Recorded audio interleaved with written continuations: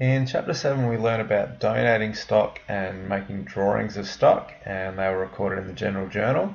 They also need to be recorded in the stock cards. So when we donated goods, we called that an advertising expense. Let's say the business had the following stock card. We've got, you can see here, 4 units left at 50 and 20 units left at 52. Now the first ones in were the $50 units. So if the business donated 2 units today, which 2 units would they be? Do we take the 50s, $52, or maybe average them out at 51?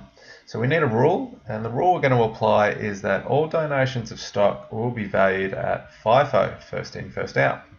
So in this case, which were the first units in? The first units in were the ones on top. That was these ones here at $50. So the 2 units out today must be 2 units at $50, and that leaves 2 units at $50.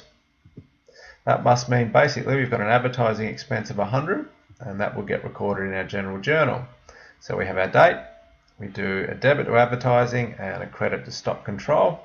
Put a narration in. We'll talk about the details we need for that narration in a second. And let's get our debits and credits right. We had a debit to advertising, a credit to stock control, and they need to reference each other.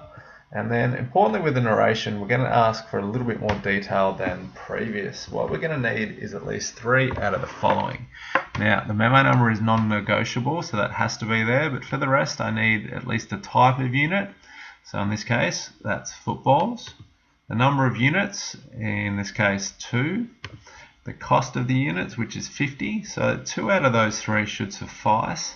And then non-negotiable is the memo number. And if you put that together, that has got enough description in it, that narration, for you to get the mark. What about if we had the following stock card? We've got 6 at 10 and 12 at 8, and the owner took out 1 unit for personal use. So we've got the first units in here, where the $10 units, and then the 8s. How do we value drawings? At the ones that came in first at 10, or the ones that came in last at 8? So our rule for drawings of stock are, we're going to use first in, first out. So in this case, if we're going to withdraw 1 unit, we're going to take 1 from the first pile, which is the $10 pile. That'll leave 5 at 10 and 12 at 8. Recording that in the General Journal, that's drawings. So we do a debit to drawings and a credit to stock control. Post, doing a narration. So withdrawal of 1 t-shirt at $10, memo 31. Post the ledgers, debit to drawings, credit to stock control.